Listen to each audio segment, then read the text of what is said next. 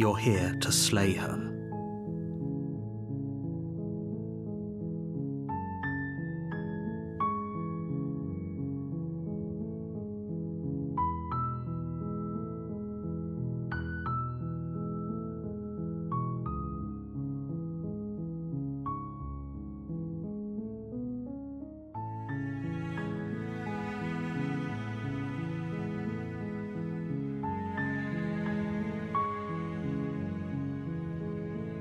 Unfortunately, you're the only one who can pull this off. I don't make the rules. I wish I did, but I don't. While I appreciate the mental exercise, we are running up against a bit of a ticking clock. Nevertheless, let me assure you, the princess is locked up because she's dangerous. She is not dangerous because she's locked up. And before you decide to waste even more of our time by asking how I know that, let me suggest a more pragmatic lens through which to view this situation. Causality doesn't matter here, because the end result is the same no matter what led us up to this point. If the princess leaves the cabin, the world will end, and there is no changing that. It's no use arguing semantics over a metaphorical chicken or egg, because the egg is hatched and it's about to ruin everything.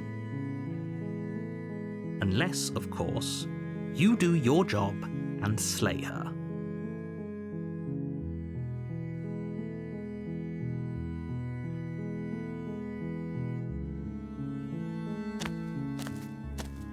You make your way up the short path to the cabin. You'll find the princess within.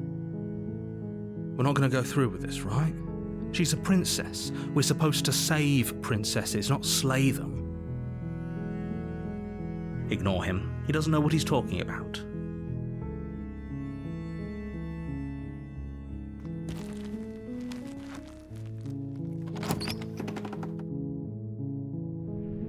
The interior of the cabin is almost entirely bare. The air is stale and musty, and the floor and walls are painted in a fine layer of dust. The only furniture of note is a plain wooden table. Perched on that table is a pristine blade. The blade is your implement. You'll need it if you want to do this right.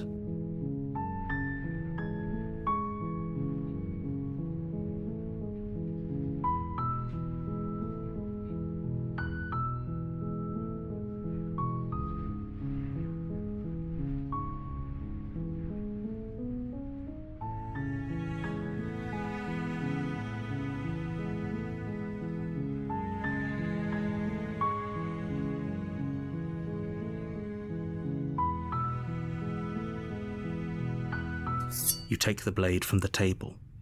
It'd be rather difficult to slay the princess and save the world without it.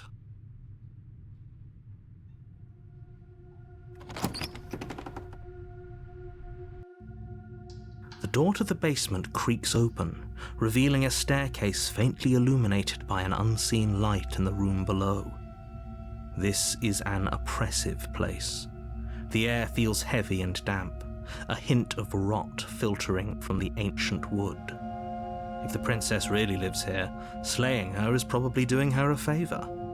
Her voice carries up the stairs. Who's there? She sounds dangerous. It's almost as if she's the one in charge down here. Don't let it fool you. It's all part of the manipulation.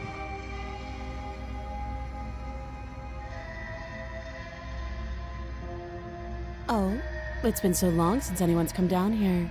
I was starting to think they'd forgotten about me.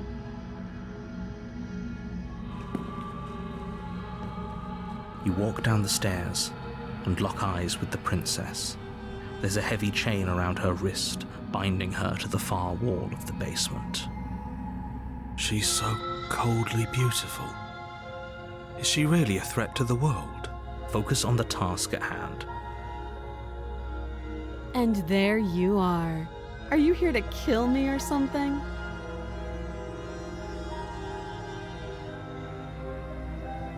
How about you drop the knife and the two of us just talk? Look how reasonable she's being. We should just drop the blade and talk things out. Don't you dare. It's fine. We can decide what we want to do after we talk to her. Maybe she really is a monster. But killing someone in cold blood isn't very becoming of us.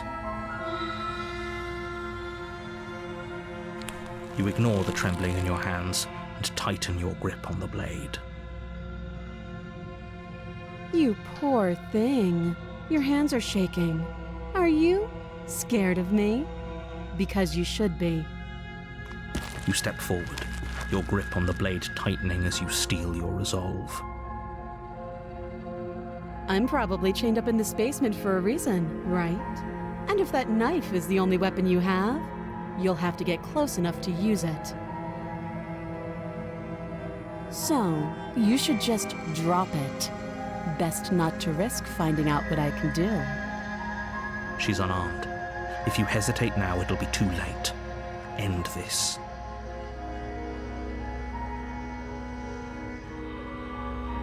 Then I'm not talking to you.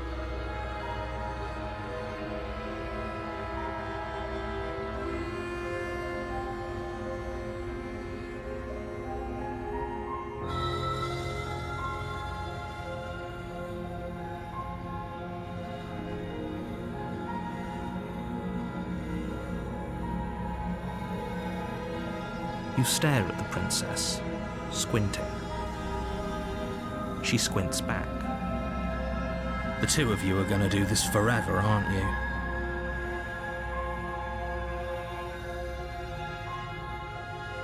You squint even harder. So does she. At least nobody's dying right now.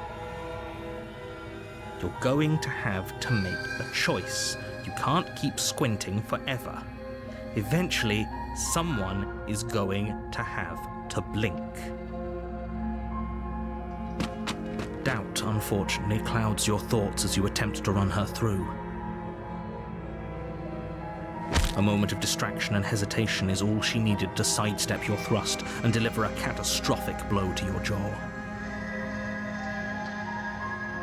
It feels like you've been hit with a sledgehammer.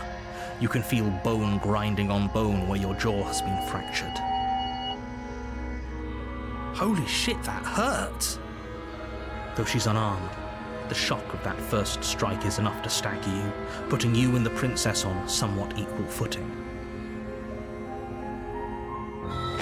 Your blade slashes through the air again and again, and her fists connect with your body as many times or more, each impact as heavy as that first bone-crushing hit.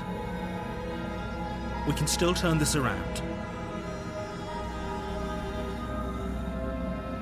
Are you serious? As internal bleeding sets in, the blade falls from your trembling hands, clattering to the ground uselessly.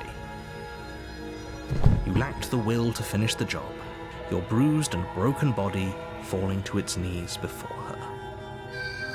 The princess, exhausted, chest heaving with heavy breaths, tosses the blade away from you. This is the end, isn't it? Is this really the best you could do? Look at you. Completely broken. I'd be lying if I said I wasn't a little disappointed. She plants her foot on your chest and pushes you onto your back, the air leaving your lungs in a heavy puff. And then she brings her knee to your throat. She leans into it with the kind of weight you didn't think her slight frame could possibly possess, shattering your windpipe and leaving you starved for breath. It's too bad. I was looking forward to some company. Everything goes dark, and you die.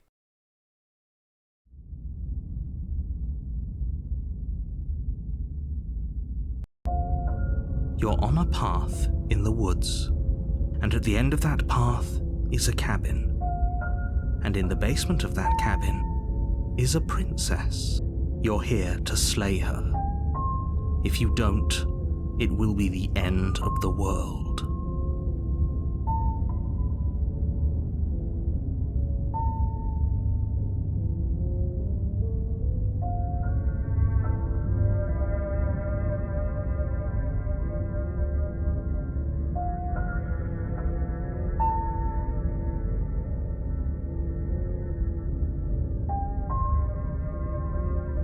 hasn't. Or if it has, I certainly haven't been a part of it. We've just met for the first time, you and I. If he doesn't remember what happened, then maybe it's best to keep it that way. What does it matter what he knows? There's nothing we can do to stop her. She's just going to kill us again. She is not going to kill you unless you let her, but slaying the princess and saving the world is going to be much more difficult than it has to be if you spend the whole time second-guessing yourself.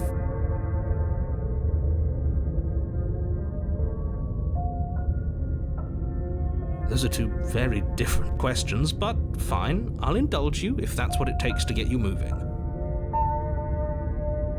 Let's say for a moment that this really is the second time you've met me, or at least a version of me. You died last time, which probably only happened because you didn't listen to me. Of course we died. She didn't feel pain. She didn't feel much of anything, did she? And she broke every bone in our body before she decided to let us die. What were we supposed to do to stop her then? What are we supposed to do to stop her now? It's pointless. She's just a princess.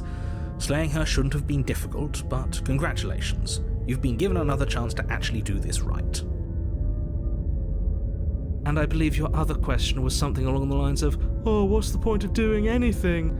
If you're asking that, it sounds to me like you're making the rather dangerous assumption that your actions last time around didn't have any consequences. What do you mean? Of course there weren't any consequences. The princess killed us and now everyone's right back where they started. That sounds pretty consequence-free to me. Yes, but in this purely hypothetical scenario, that begs the question of how you got back here. Did time simply rewind itself, or were you instead transported to a different world entirely? If it's the latter, what do you think happened after you died? Do you think the people there lived happily ever after? Or do you think that the princess, left unhindered, brought about the end to everyone and everything, just like I told you she would? If she ended the entire world, why should we even bother? We might as well just walk up to that cabin, break her chains and let her do whatever she wants. It's all the same in the end. Just because she's capable of ending the world doesn't mean you're not capable of slaying her. Both of those things can be true at the same time. So chin up. I believe in you.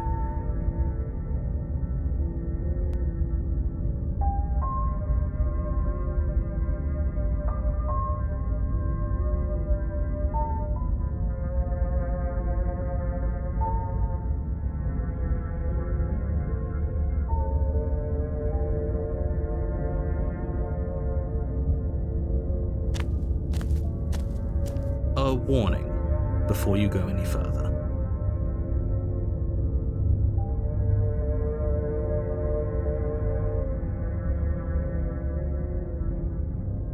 She will lie, she will cheat, and she will do everything in her power to stop you from slaying her. Don't believe a word she says. We might as well just pledge ourselves to her and stop pretending we're capable of doing anything in this situation. She probably doesn't even need to try to overpower us. Can we tone down the pessimism just a smidge? I'm not being a pessimist. I'm just being realistic. You're being annoying. Just ignore their bickering, and whatever you do, don't pledge yourself to her.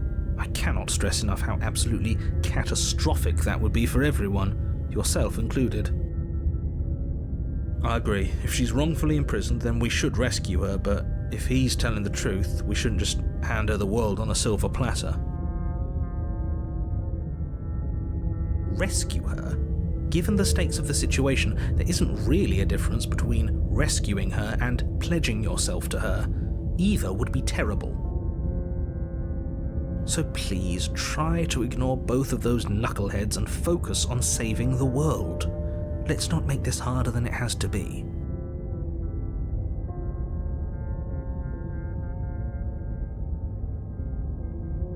If that's what you want, I guess I don't have a say here.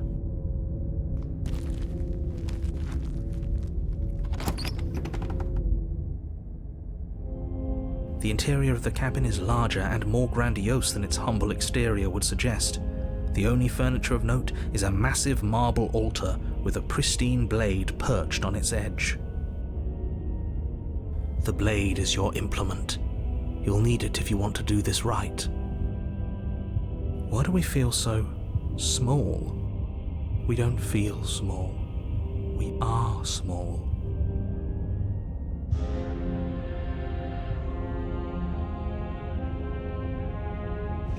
You walk up to the wall next to the basement door. It's a wall. There isn't much to see here. What are you talking about? This isn't a wall. It's a mirror.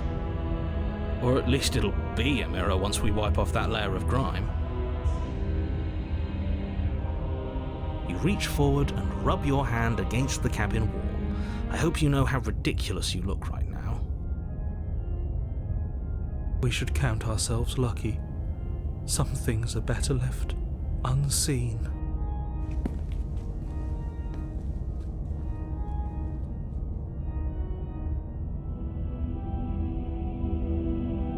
Maybe that's because you haven't actually been here. I hope this means you'll finally drop that ridiculous past life nonsense. You haven't died, and you certainly haven't been killed by the princess.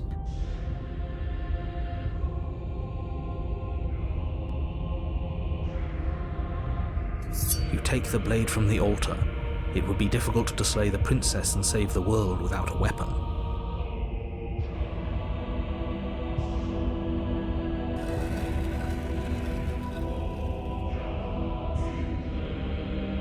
The door to the basement creaks open, revealing a spiral staircase, its steps almost as deep as you are tall. The smell of incense drifts up from below. For a moment, you almost feel at ease. This is actually kind of nice. It's still a stone basement. If the princess lives here, slaying her is probably doing her a favor.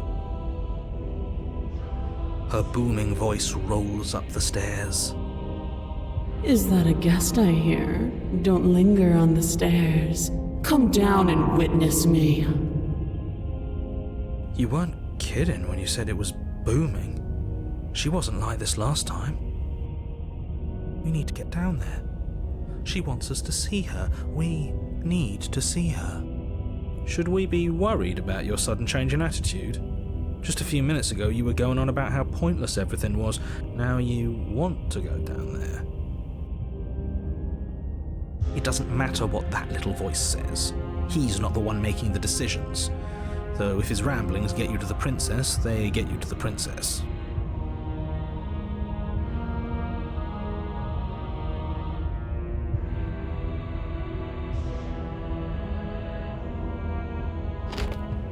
Making your way down the spiral staircase is a time-consuming and exhausting effort, every step requiring you to clamber over one edge before dropping to the next. But soon the end comes into view, and you tumble to the bottom, entering the vast, temple-like room beyond. The princess towers over you, almost glowing in the weak starlight, her figure framed by a stained glass window. Her long hair billows around her, and a chain binds her wrist to the far wall. The chain is nothing to her. It might as well be a toy for all the good it would do. I told you it was pointless to resist her. The little bird has returned to me. I wonder what he wants. You brought that knife again, even though you know it's useless. Such charming audacity. Drop it. As if on command, the blade slips from your grasp. It clatters uselessly to the floor. But we didn't drop it. We decided to grip it tighter, remember? Are you really just going to let that happen to us? I have a duty to report facts as facts, and the fact is that you dropped the blade. Of course we dropped it. She's so much more than us. You wouldn't understand what it feels like to be in her presence. Oh, I understand what's going on, and you'd better snap yourself out of it. Kneel. Oh, are you still trying to defy me? I said kneel. Your legs buckle, and your knees hit the floor. That's my good little bird. Now, why don't we talk? The last time we met, you tried to kill me. And here you are again, trying to succeed where you've already catastrophically failed. What draws you back here beyond the empty halls of death? Speak. The last time we met? I suppose that lends credence to our conversation in the woods. Still, whatever you do, don't tell her why you're here. It's best not to give her any ideas.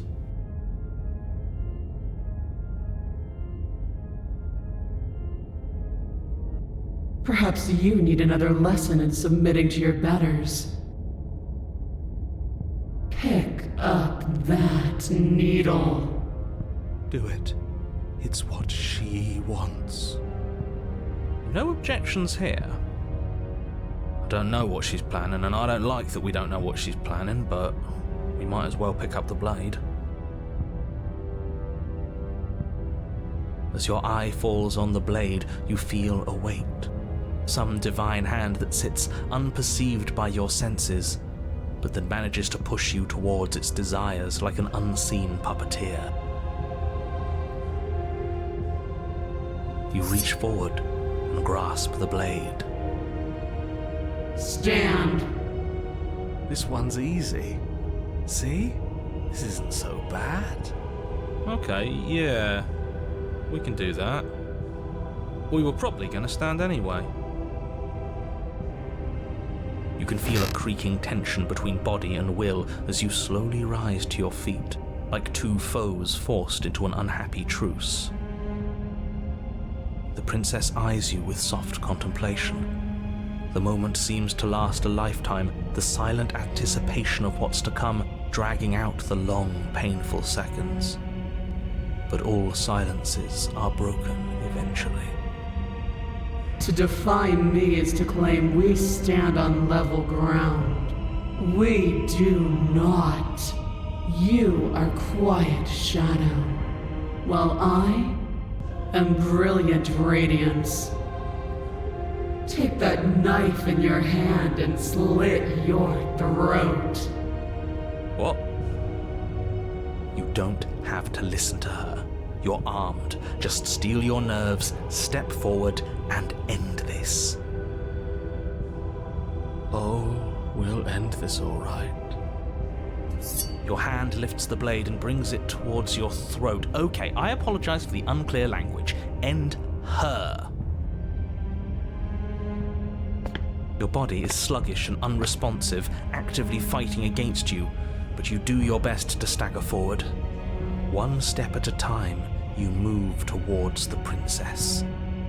Slitting your throat would have been a mercy, but it seems you're in need of a harsher lesson. Plunge that knife into your lungs. I'm sorry. Don't. As you take another step forward, the blade digs into your ribs, slicing through flesh with ease. It somehow feels like an entirely natural thing to do, while the simple act of walking has become an arduous impossibility.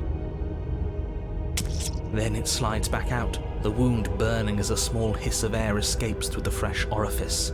Blood fills your lungs. Now, do it again. Keep doing it until I give you permission to stop. Those are just words. You don't have to listen to her. It's what she wants. You, heroic one, what are you doing? Don't just let this happen. Stop him from killing you. I'm on it. Your other hand locks around your wrist, struggling to keep it from perforating vital organs. But the blade still flails towards you, managing to slice bits of skin that plop to the floor to join the growing pile of blood and gore beneath you. Despite the pain, you manage to keep yourself in one piece, at least for now. What a pitiful display. A wounded little bird, thinking it can defy a god. It doesn't have to be like this. It doesn't have to hurt so much. You can choose a gentle end. You can choose to leave that punctured vessel for the next.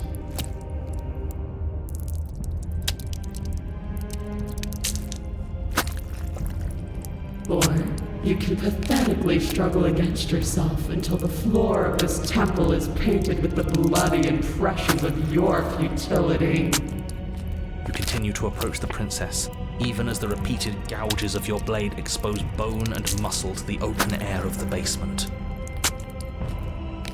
You know, this would be a lot easier if you gave us a hand. My influence only goes so far, and I can only juggle so many things at once.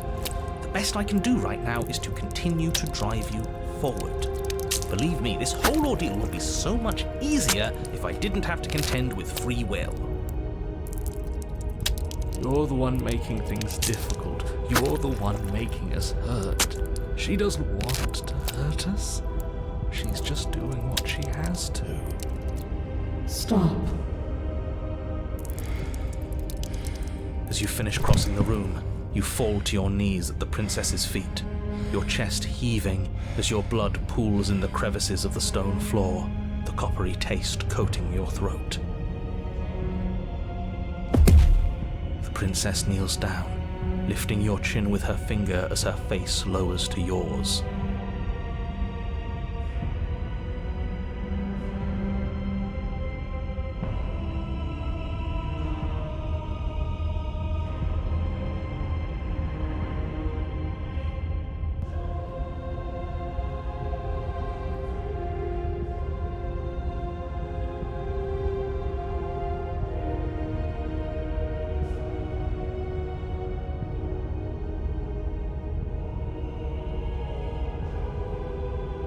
Your devotion is misplaced. You've surrendered to delusion. But something about your defiant spirit speaks to me. You are different than you were before. Perhaps, if you've learned your lesson, I can spare you from the release of death. There's a place at my side for you, if you'll have it. Not as an equal, but as something worthy to be kept. A priest, perhaps, or a pet. Well, that's the meaning, isn't it? Yes, how thoughtful of her. It's a mercy. Take it. I think he's given up whatever say he had at the start of all this. At least one of you is sane. She's within striking distance, and she's only negotiating now because she knows you have what it takes to put an end to her. Seize the moment before it's too late. No. Yes, though your body trembles, struggling to defend itself in the face of the princess's overwhelming will, you finally manage to break through, darting to her side before she can react. The wind of your freedom rushes through you, and you channel it into a decisive blow, stabbing into the soft flesh of her ankle and severing the tendons in an act of unyielding defiance. She falls to the floor, crashing unceremoniously to her knees. But you don't give her any time to recover. Your heart pounding with determination, you plunge your blade into her chest. As you find your target again and again, she laughs, crude emotion breaking through her once stony composure as your blade cuts her flesh.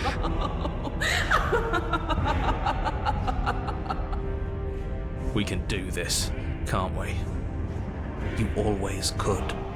The decision to give you this task was not made lightly. You're here for a reason. It's not too late to pick up the pieces. It's not too late to toss that blade aside and beg for forgiveness. Shut up. I can't believe you would actually strike me. You heathen! You worm, you defiler! You don't know the consequences of your arrogance! Before you can strike the final blow, the princess lashes out, knocking you off your feet. There's an unsettling wet pop as your spine breaks, numbness and pain spreading through your body. As you rebound towards the ceiling in a moment of disorientated lightness, she drives her fist into your chest. Your body is crushed as she pulverizes you into the floor, the ground itself breaking from the impact. You lie there, broken, beyond pain, unable to even see what she's done to you. But the princess is succumbing to her own wounds as well. She looks down upon her body in abject horror and disgust. You made me use my hands. I can feel myself twisting into something new, something dull, something defiled. What have you done to me? You're monsters and conspirators. I can't bear to watch this. The princess has been nothing but cruel to you. You should feel liberated by her fall. But I don't feel liberated. I feel empty. Aside from the pain, I feel fine. She collapses to the floor. Her glassy eyes watch, unblinking, yet somehow still full of anguish and fear, as the two of you perish together. I suppose we were never going to get a happy ending here, were we? Don't let those be your final thoughts. You saved the world. That's worth something. I guess. Regardless of how you feel about it, it's finally over. Thank you. Everything goes dark, and you die.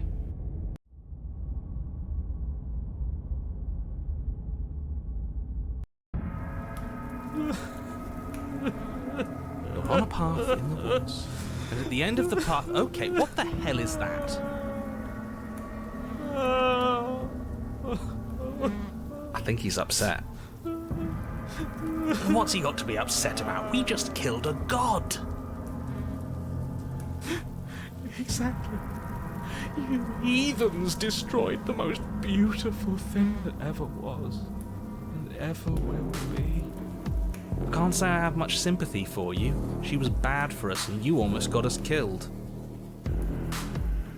You're being too generous. He did get us killed. Alright, enough chatter. I've got a thing I'm supposed to do, and if you don't mind, I'd like to do it without any more interruptions.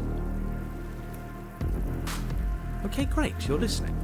You're on a path in the woods, and at the end of that path is a... If your thing is telling us about the princess, don't waste your breath. We know all about her. It's hardly a path in the woods at this point, is it? Look, if the world around you is changing, especially all the way out here, then that means you're nearing the point of no return. Whatever happens next, that's it. There won't be any more do-overs. So you'd better take things seriously.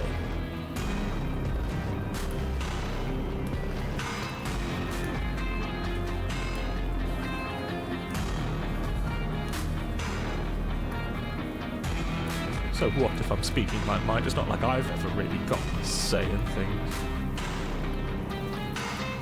What a crock of shit. Yeah, you stabbed us last time. Repeatedly. It didn't even work. It doesn't count. We died. If you didn't submit to her, for all we know, that wouldn't have happened. It's the punishment you all deserved for not listening to her. Aside from our sulking friend, I don't think we have much to worry about. You're still the one in charge here, and I don't think that's ever going to change. The second he tries something, I'll put a stop to it.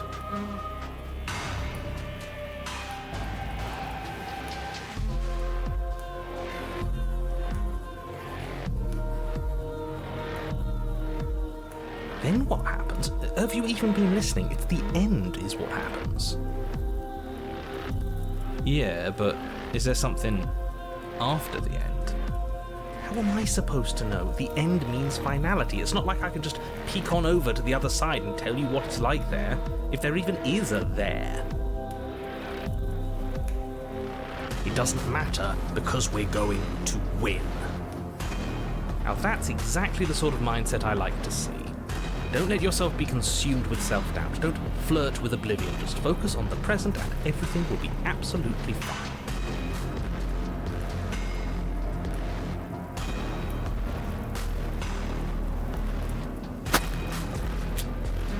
Good. We're all on the same page.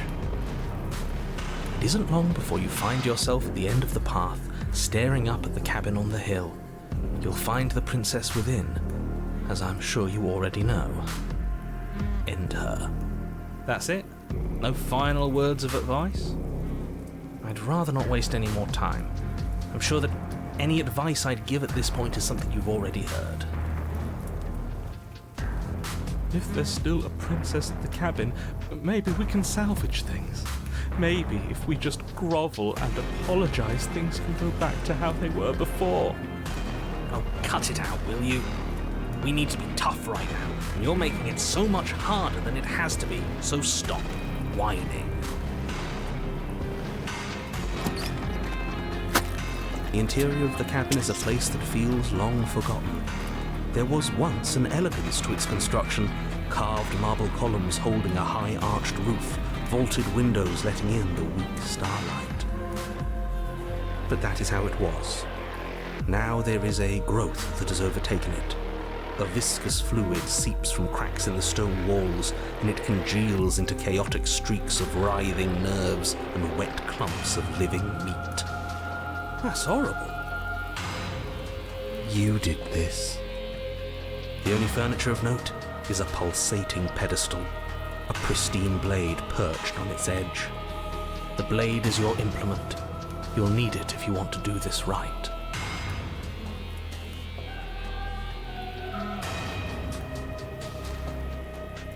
A mirror? There is no mirror. There's the pedestal, the blade sitting on the pedestal, and the door to the basement. Just to tell us where the door is?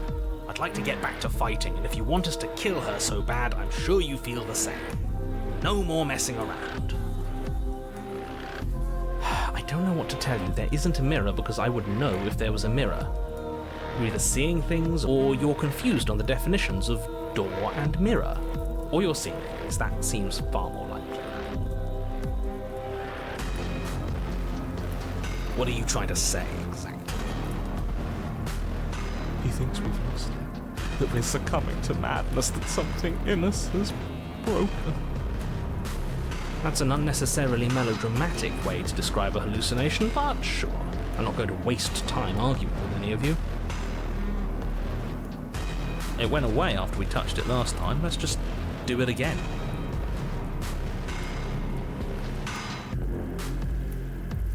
You take the blade from the pedestal. It would be difficult to slay the princess and save the world without a weapon. Good. Nothing feels better than gripping cold steel.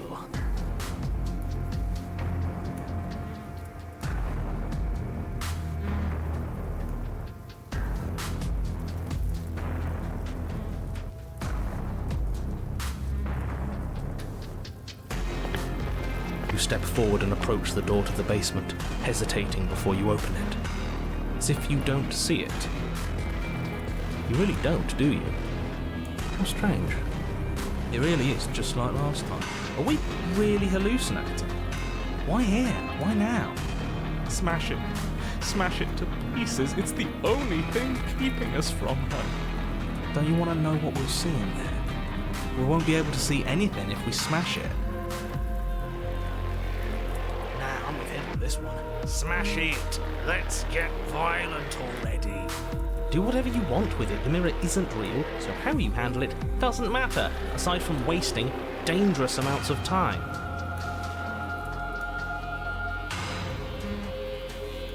You reach forward and drag your hand across the door leading to the basement. As if on command, it slowly slides open, scraping against the stone floor, its ancient hinges moaning as it reveals the dim path ahead. Why am I not surprised?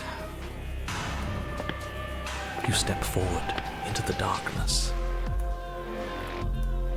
The stairs leading down to the basement are at once both narrow and grandiose. A high vaulted ceiling stretches up into a gloom beyond your sight, while walls wet with tumorous growths press in uncomfortably at your sides.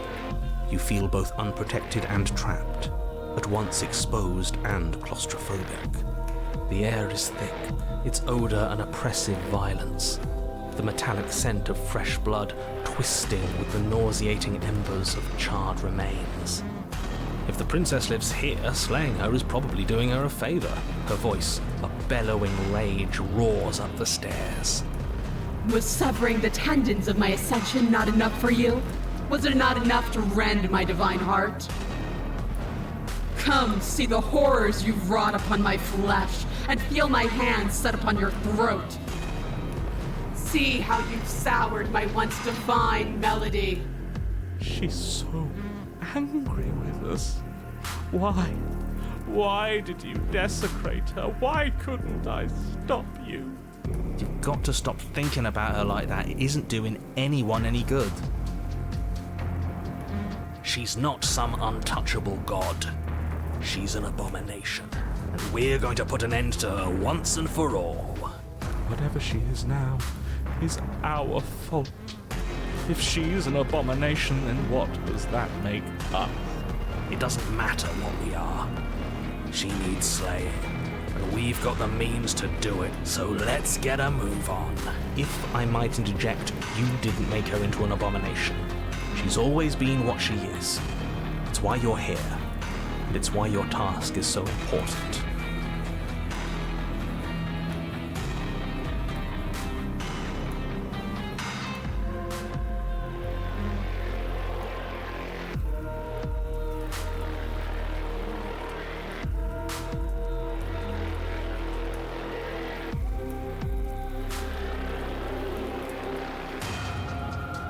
You make your way to the bottom of the stairs.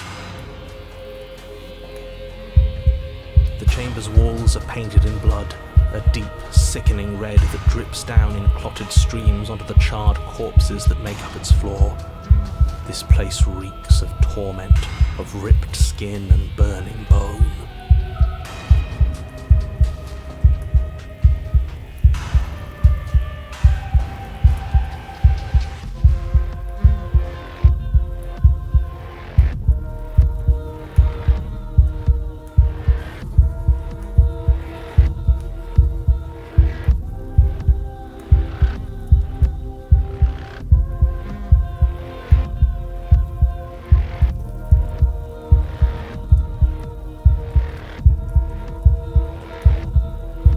The princess stands in its centre, muscles flayed and bare and weeping, draped in a tattered dress of her own skin. Her heart beats from its place in her open chest. Do you know what I'm going to do to you? There's not so much a moment of hesitation before she steps forward. Her chains pull taut, holding fast as she strains against them. The cuff around her wrist digs deeper into her skin. Blood drips from the place where metal meets flesh. And then, with a nauseating sound, the skin tears. It plops to the ground, and she pulls her red, glistening arm free from her bindings. She is loose, and she is coming for you. Let her end it. It's the punishment you all deserve for what you did to her. It's the punishment I deserve for letting it happen. Screw that. We can win. We've done it before and we'll do it again, only this time we'll make it out the other side. Hell, she's practically done most of the work for us.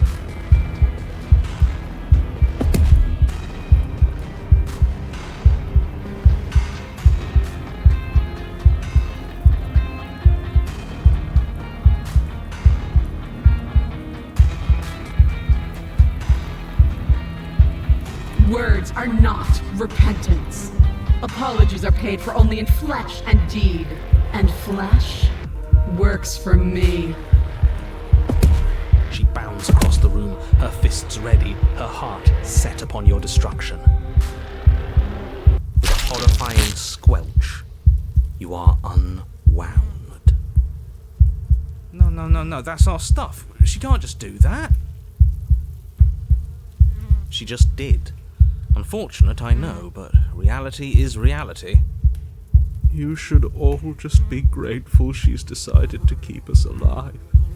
Even in her defilement, she is merciful. We're not out for the count just yet.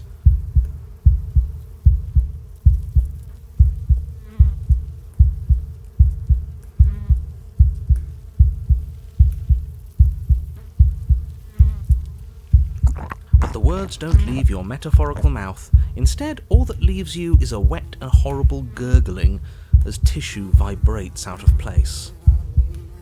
Our metaphorical mouth. You don't have the means to speak anymore, do you? How tragic. It is tragic, though, isn't it?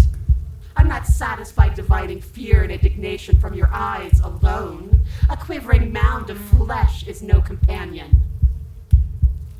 She snaps her fingers, and the basic form of a vocal system assembles before you. Now, little bird, what was it you wanted to tell me?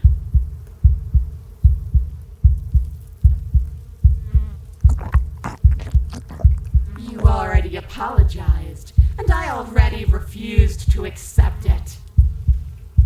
I thought it might be pleasant to hear you grovel.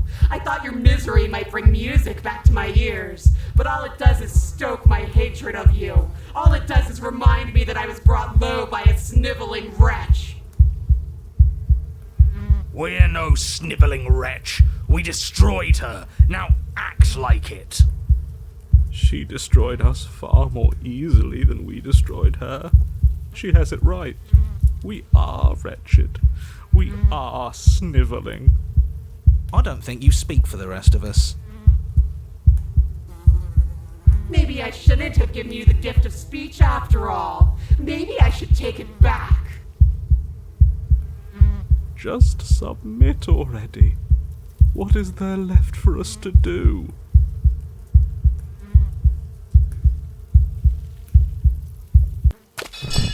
Yes, it is hopeless. This is what we deserve. Pathetic. I can't believe we have to share a body. Let's see how deep we need to dig to find the defiant little spark of your soul. This will hurt you. Something infiltrates you. Though you do not see it, you feel it, slithering into your disaster of a body, seeping into the gaps between your molecules. The body of a sapient creature has, on average, 30 trillion cells, and each one of those cells is composed of 100 trillion some odd atoms. One of those cells is peeled from the others. 100 trillion atoms are gone. Are you still there? Are you still you? Yes? I think. Then 2 are peeled away. Then 4. This is nothing! Nothing! 8. 16. 32. 64. Whatever is happening to us, it's happening faster. 128. 256. 512. Are you still there? Are you still you? 1024. 2048. 4096. 8192. I feel small. Smaller than before. 16,384. 32,768. 65,536. You can't just count us into oblivion. 131,072. 262,144. 524,288. What happens when it gets higher? Like, really higher? Nothing. Just like nothing's happening now. But something is happening now. Something in us is liquefying. Something that started small but that keeps getting bigger. 1,048,000. The hundreds don't matter anymore. Are you still there? Are you still you? 2,096,000. 4,192,000. 8,384,000. I don't like this waiting. Waiting for something to happen. But it's taking so long. 16,768,000. 33,536,000. 67,072,000. Your eyes are useless. 134 million. The thousands don't matter anymore. Your blood begins to go places it shouldn't. Are you still there? Are you still you? There's the pain. I can feel it now. But we can handle this. We can't let her win. We can't handle anything. We're at her mercy. 268 million. We don't need to count anymore. Your lungs fill with liquid. You smell things you shouldn't. You choke on pieces of what used to be you. Doesn't matter, because we're still alive. You are deconstructed. You are reconstructed. A square you, a round you, a you with too many legs, a you with many mouths which won't stop screaming. Then all of it pressed into a ball, tightly packed into the size of a fist. What does you even mean anymore? We just keep changing into horrible things we can't control. Make it stop, please. Make it stop. Please make it stop. You means we exist. There has to still be a way for us to win. Otherwise this would be pointless, and all this torture would be for nothing. You're right about one thing. It is torture. But it isn't pointless. The whole point is that it's torture. Are you still there? Are you still you? No. Yes.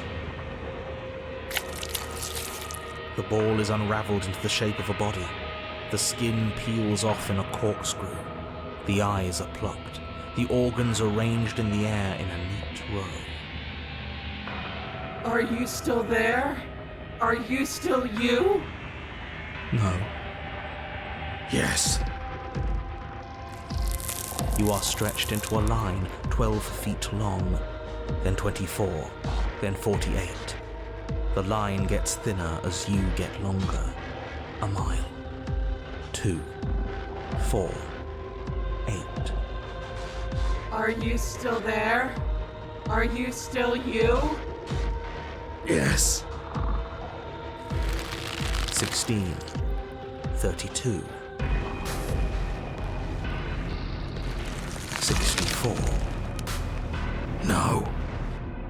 And then, all at once, there is a great rewinding, and all of the disparate threads that once were you fall dutifully back into place. You are whole again, and in your body, the same body you arrived in. The princess stands before you, her dress of skin more tattered than before, her face sullen. It's all hollow. I ripped you to pieces. I broke your will, but it means nothing. I am forever a piece unfinished, a song with no refrain.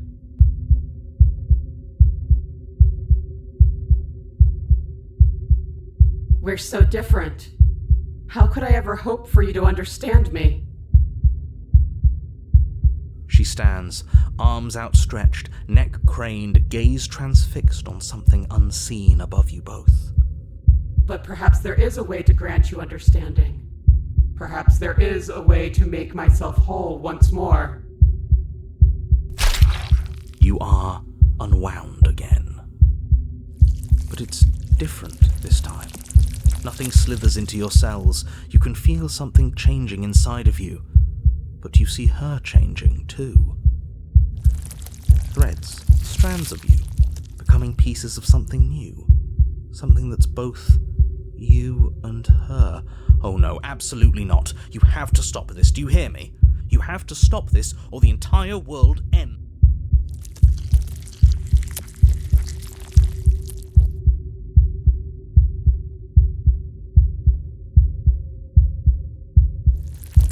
Yes! Yes! See me as I have had to see you!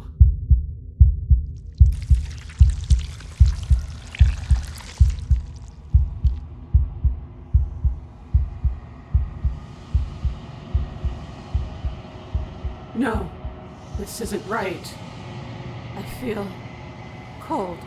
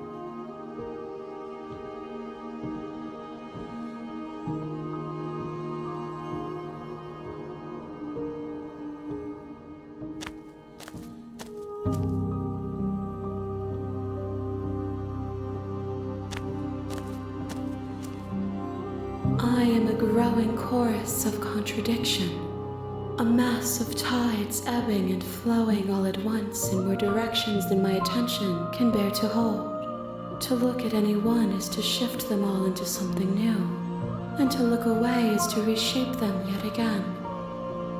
All of me is changing, and yet the rest of me is still the same.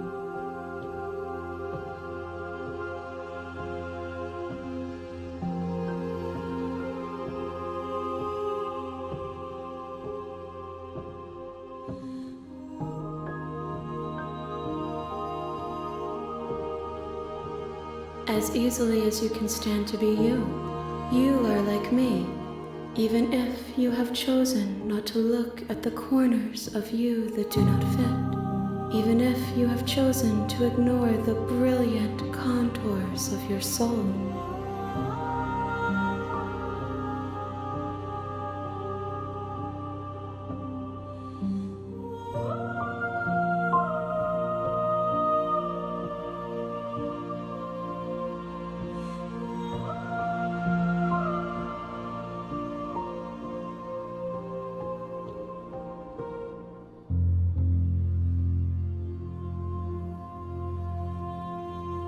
It changes me, but it doesn't make me worse, nor does it make me care for you any less. Does it make you worse? Do you resent me?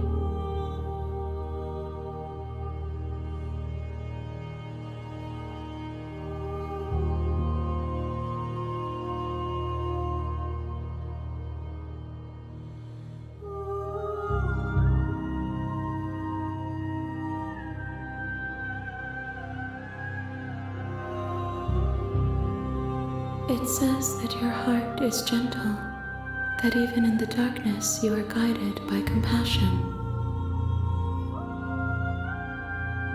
And yet my waters flow and my streets bustle. There are no words that can describe me into non-existence. There is no logic that can bind my multitudes. I am everything that you have known me to be, but I am also none of it. This one is desecration. She placed the weight of her agony on you, yet it is she who unwound herself. There is passion and empathy buried under her unfeeling skin. She will make for a weathered heart. Do not mourn her. She has finally found peace. My perspectives are shadowed. You have seen what I have seen, just as I have seen what you have seen. The angles of my vantage do not offer me hidden truths, and my attention is turned inward, except when you are here with me. Perhaps this will change when our work is done.